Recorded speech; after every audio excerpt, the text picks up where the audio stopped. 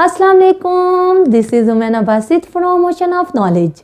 तो आज हम कर रहे हैं मैथ 10 का यूनिट नंबर 3 की रिव्यू एक्सरसाइज 3 का क्वेश्चन नंबर 1। ये जो क्वेश्चन नंबर 1 है ये MCQs का है। MCQs क्या होते हैं? Multiple choices question. जिस क्वेश्चन में आपको मल्टीपल चॉइस गिवन हो, 4 ऑप्शन गिवन हो, उन क्वेश्चन को MCQs कहा जाता है या मल्टीपल चॉइस क्वेश्चन आप कह सकते हो। तो ये जो आपके पास ऑब्जेक्टिव पेपर आता है 15 नंबर का, ये यही MCQs का क्वेश्चन होते हैं उसमें, जिसमें आपके पास टोटल 15 स्टेटमेंट लिखी हुई होती हैं और हर क्वेश्चन के नीचे 4 ऑप्शन दिए हुए होते हैं, मल्टीपल चॉइसेस गिवन होती हैं। उन मल्टीपल चॉइसेस में आपने देखना होता है A, B, C या D कौन सा ऑप्शन ठीक है। अगर A ऑप्शन ठीक है तो आप A पे टिक लगा दोगे या सर्कल लगा दोगे। इसी तरह B, C या D आपका सही आंसर इन 4 में से कहीं पे खड़ा होगा। जो ऑप्शन आपको ठीक लगे उस ऑप्शन पे आपने टिक लगा देना है या सर्कल लगा देना है। तो आपके पास बुक के आपने यकीनन ये एक्सरसाइज खोली हुई होगी, रिव्यू एक्सरसाइज 3। तो इसमें आप देख रहे होगे जो क्वेश्चन नंबर 1 है उसका फर्स्ट पार्ट लिखा हुआ है, इसके नीचे 4 ऑप्शन दिए हुए हैं। मैंने 4 ऑप्शन नहीं लिखे। देखें, आपकी तैयारी इतनी अच्छी होनी चाहिए कि आपको उन ऑप्शंस को देखना भी नहीं चाहिए। आप क्वेश्चन पढ़ो, स्टेटमेंट पढ़ो और जो आंसर है वो आपके माइंड में खुद ब खुद आ जाना चाहिए। क्या होता है, हमें इतना कंफर्म नहीं होता, हम क्या करते हैं उन 4 ऑप्शंस को देखते हैं तो वो जो 4 ऑप्शंस गिवन होते हैं वो मिलते जुलते होते हैं, तो हम क्या होते हैं कंफ्यूज हो जाते हैं और कंफ्यूज होकर गलत मुलत ऑप्शन पे हम टिक लगा देते हैं या सर्कल लगा देते हैं, जिसकी वजह से हमारा एक नंबर कट जाता है। तो मैं ये बिल्कुल नहीं चाहती कि आपका एक नंबर भी कटे, क्योंकि मैथ्स में फुल नंबर आते हैं। 75/75 मार्क्स आप सारे स्टूडेंट्स लें, आमीन। तो इसके लिए आप क्या करोगे, जब आपको ऑब्जेक्टिव पेपर दिया जाएगा आप उसके लिए उसको सॉल्व करने के लिए क्वेश्चन को अपनी आसानी के लिए आप एक एक्स्ट्रा शीट ले लेना। तो एक्स्ट्रा शीट पे आप उस क्वेश्चन को हल करके देखना। तो जो ऑप्शन आपको ठीक लगेगा, यानी कि जब आप उस क्वेश्चन को हल करोगे जो आंसर रहेगा वही आंसर अगर उन 4 A, B, C या D में कहाँ जहाँ पे खड़ा होगा उस ऑप्शन पे आपने टिक लगा देना है, तो आपका एक नंबर पक्का हो गया। तो हम क्वेश्चन नंबर 1 का फर्स्ट पार्ट पढ़ते हैं। इन आ रेशो A, B, यानी कि ये जो रेशो है A ratio B, A is called. देखें, इसमें तो आपको ऑप्शन को देखने की ज़रूरत ही नहीं है, ये आप दिमाग में बिठा लो कि जब रेशो दी हुई होती है, एक पहली चीज़ होती है, फिर रेशो होती है, फिर दूसरी चीज़ होती है। उसमें जो पहली चीज़ होती है उसको कहते हैं एंटीसीडेंट। क्या कहते हैं? एंटीसीडेंट। तो आप देखो A, B या C या D में जहाँ पे एंटीसीडेंट लिखा हुआ होगा उस पे आपने टिक लगा देना है या सर्कल लगा देना है। तो ये समझने वाला, ये एक्स्ट्रा शीट पे करने का कोई काम नहीं है। आप माइंड में रख लो कि जब रेशो दी हुई होगी जो पहली चीज़ होती है उसको एंटीसीडेंट कहते हैं। तो वो पूछ रहा है A इज कॉल्ड एंटीसीडेंट, पे आपने टिक लगा देना है।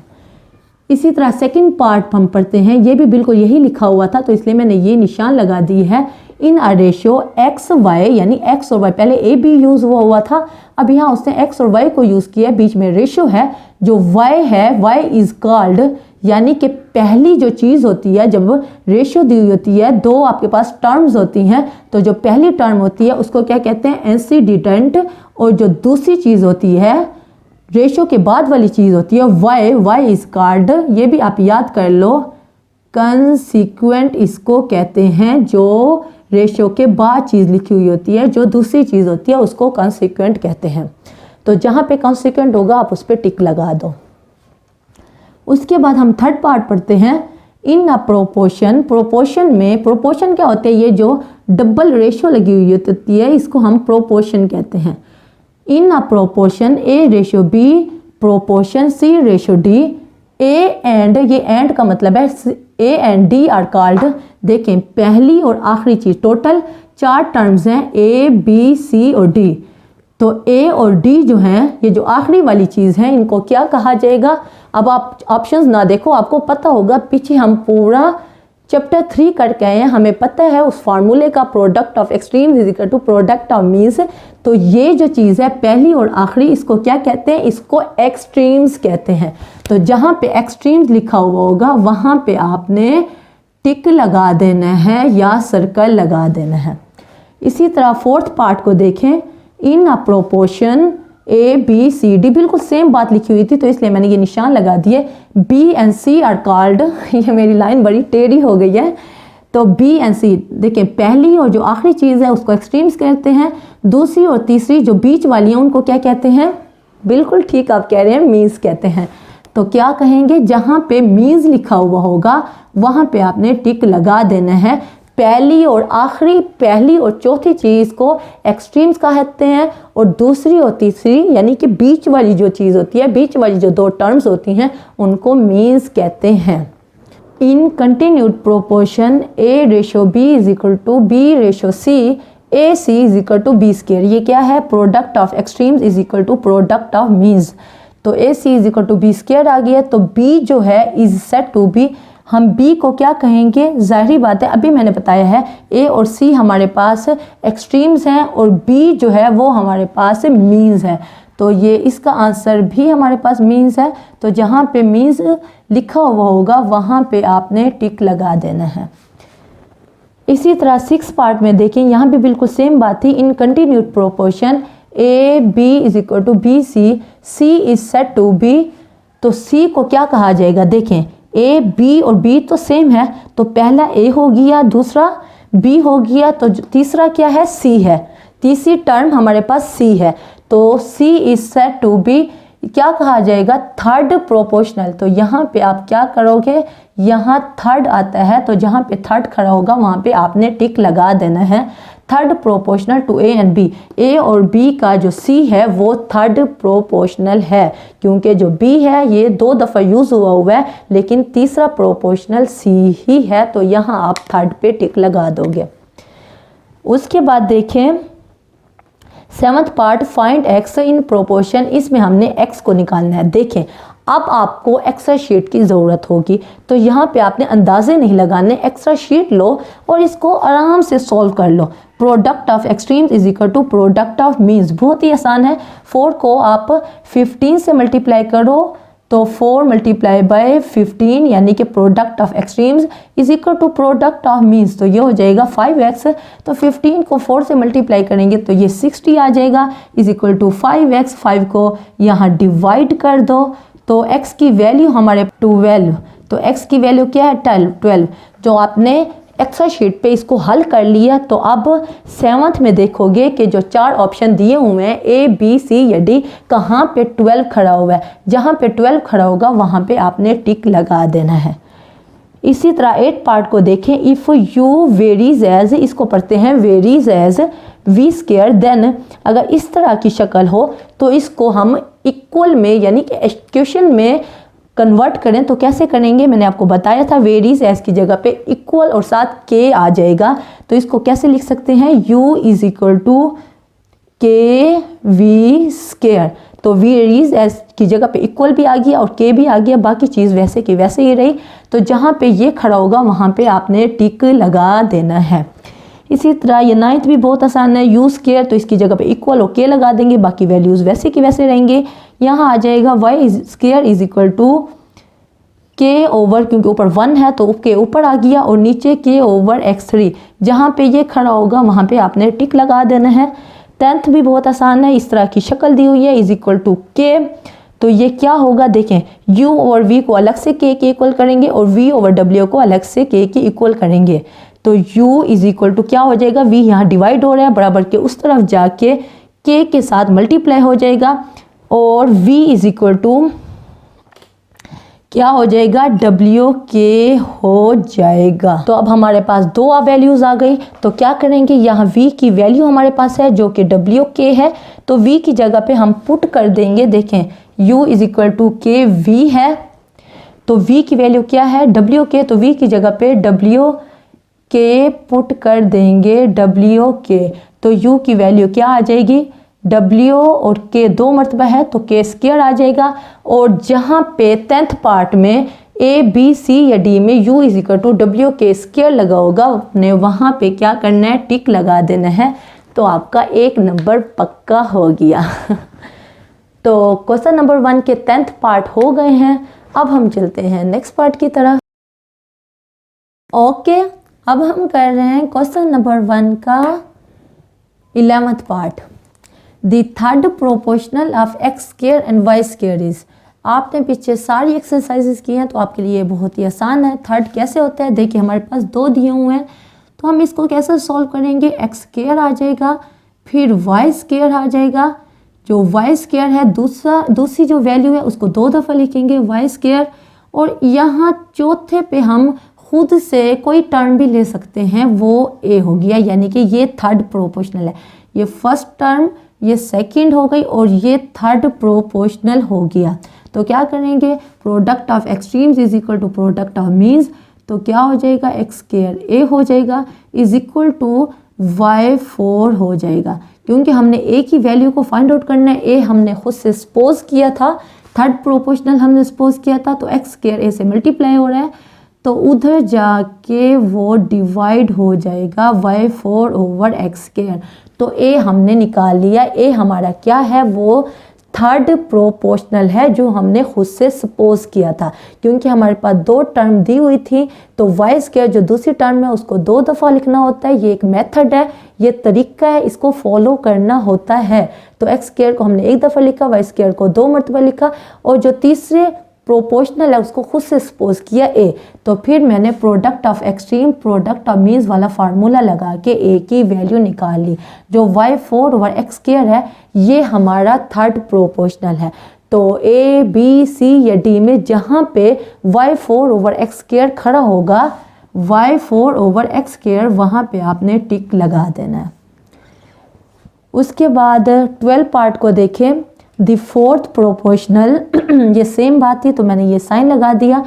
The fourth proportional W of X ratio Y, फिर प्रोपोर्शनल है, फिर V रेशो W, यानी 4 उसने टर्म हमें दे दी हैं। फिर वो कह रहा है कि जो W है फोर्थ प्रोपोर्शनल वो क्या होगा, तो यहाँ भी वही फार्मूला लगाएंगे, product of extremes is equal to product of means, तो ये हो जाएगा x और W मल्टीप्लाई हो जाएगा प्रोडक्ट ऑफ एक्सट्रीम्स, फिर प्रोडक्ट ऑफ मीन्स लेंगे तो वो हो जाएगा YV। तो क्या होगा, हमने क्या निकालना है, हमने फोर्थ प्रोपोर्शनल निकालना है। फोर्थ प्रोपोर्शनल क्या है, वो हमारे पास W है, तो W जिसकी वैल्यू निकाल रहे हैं उसको इधर ही रहने देंगे, और YV ओवर X, तो YV ओवर X जहाँ पे खड़ा होगा वहाँ पे आपने क्या करना है, टिक लगा देना है, ठीक है। उसके बाद हम देखते हैं ये कौन सा हुआ, ये 11, ये 13 हो गया। हाँ, तो if A ratio B is equal to X ratio Y then alternendo properties. अब ये आपने याद रखना है कि आर्टेनेंडो प्रॉपर्टी क्या होती है। उसमें क्या करना है, देखिए ये जो शक्ल है इसको आप किस तरह लिख सकते हो, A over B is equal to X over Y. हमें पता है रेशो का मतलब बट्टा ही होता है, हम इस तरह लिख लेते हैं। अब आर्टेनेंडो प्रॉपर्टी क्या है, वो ये है कि ये जो x है बराबर के इस तरफ न्यूमिनेटर में है, अब बराबर के इस तरफ आके वो क्या हो जाएगा, डिनोमिनेटर में चला जाएगा, और b जो है वो यहाँ डिनोमिनेटर में है तो बराबर के उस तरफ जाके न्यूमिनेटर में, यानी कि हमने इनको क्रॉस इनकी जगह चेंज की है, क्रॉस इनकी जगह चेंज किया है। तो a वैसे ही खड़ा रहेगा, x यहाँ आ जाएगा b की जगह पे, और इक्वल टू x यहाँ ही आ सकता है, ऊपर नहीं जा सकता क्योंकि वो बराबर के इस तरफ क्या हो रहा है, मल्टीप्लाई हो रहा है, ऊपर खड़ा हुआ है तो बराबर के इस तरफ आके वो नीचे आ जाएगा। तो यहाँ पे b नीचे है तो बराबर के उस तरफ जाके ऊपर चला जाएगा, b over y, a over x is equal to b over y। ये बात अब आपने याद रखनी है, इस प्रॉपर्टी को कहते हैं आर्टेनेंडो प्रॉपर्टी। ये बात समझने वाली नहीं है, बस आप दिमाग में बिठाओ कि जब नीचे वाला b और x आपस में क्रॉस हो जाते हैं, ये जगह तब्दील कर देते हैं, b ऊपर चला जाता है और x यहाँ नीचे आ जाता है, तो a और y वैसे ही रहते हैं, तो इस प्रॉपर्टी को आर्टेनेंडो प्रॉपर्टी कहते हैं। तो जहाँ पे ये खड़ा होगा वहाँ पे आपने टिक लगा देना है। इसी तरह 14 पार्ट देखें। If a ratio b is equal to X ratio y then invertendo property. अब ये भी एक प्रॉपर्टी है, इसको भी आप पहले इस तरह लिख लो, A/B यानी कि फ्रैक्शन की शक्ल में लिख लो X/Y।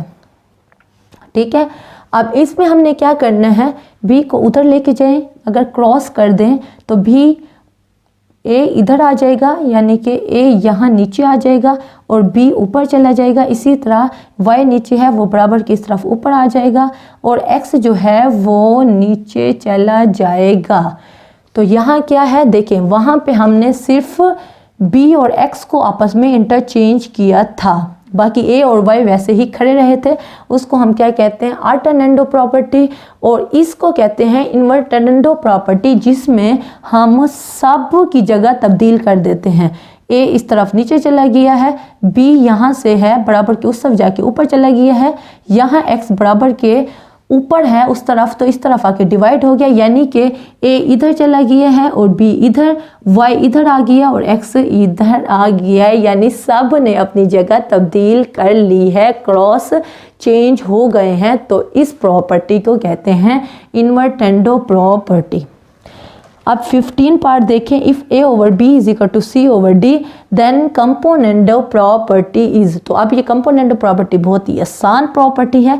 इसमें जो न्यूमरेटर है वो वैसे का वैसे ही रहता है, जो डिनोमिनेटर में उसमें हम दोनों को ऐड कर देते हैं, न्यूमरेटर और डिनोमिनेटर को ऐड कर देते हैं। इसी तरह C जो है न्यूमरेटर वो वैसे का वैसे रहेगा और डिनोमिनेटर में न्यूमरेटर और डिनोमिनेटर ऐड हो जाएगा। तो 15 पार्ट में जहाँ पे ये ऑप्शन खड़ा होगा वहाँ पे आपने टिक लगा देना है या सर्कल लगा देना है। तो बस आप यही माइंड में रखो, कंपोनेंडो प्रॉपर्टी तो बहुत ही आसान है, बस डिनोमिनेटर में हमने प्लस करना होता है ऊपर और नीचे वाली वैल्यू को। लेकिन अल्टरनेंडो जो है इसमें हमने सिर्फ दो को आपस में इंटरचेंज करना होता है, यहाँ नीचे और इसके ऊपर। लेकिन जो इन्वर्टेंडो प्रॉपर्टी है ये आप दिमाग में कर लो, दिमाग में बिठा लो कि इन्वर्टेंडो प्रॉपर्टी में सारे आपस में तब्दील हो जाते हैं। टोटल 4 टर्म्स होती हैं और चारों के चारों अपनी जगह तब्दील करके क्रॉस चेंज में चले जाते हैं। तो क्वेश्चन नंबर 1 आपका कंप्लीट हो गया है। मैंने बड़ी डिटेल से करवाने की कोशिश की है, उसके बावजूद अगर कोई कन्फ्यूजन हो, कोई मसला हो, कोई बात समझ ना आई हो तो आप नीचे कमेंट में पूछना, मैं इंशाल्लाह नेक्स्ट क्लास में या कमेंट बॉक्स में उसका डेफिनेटली जवाब दे दूँगी। तो अगर आप मेरे चैनल पे नए हैं तो प्लीज़ मेरे चैनल को ज़रूर सब्सक्राइब करें और अगर आपको मेरी वीडियो थोड़ी सी भी इंफॉर्मेटिव लगी है तो मेरी वीडियो को ज़रूर लाइक करें। तो फिर मिलेंगे नए लेक्चर के साथ। अल्लाह हाफिज़।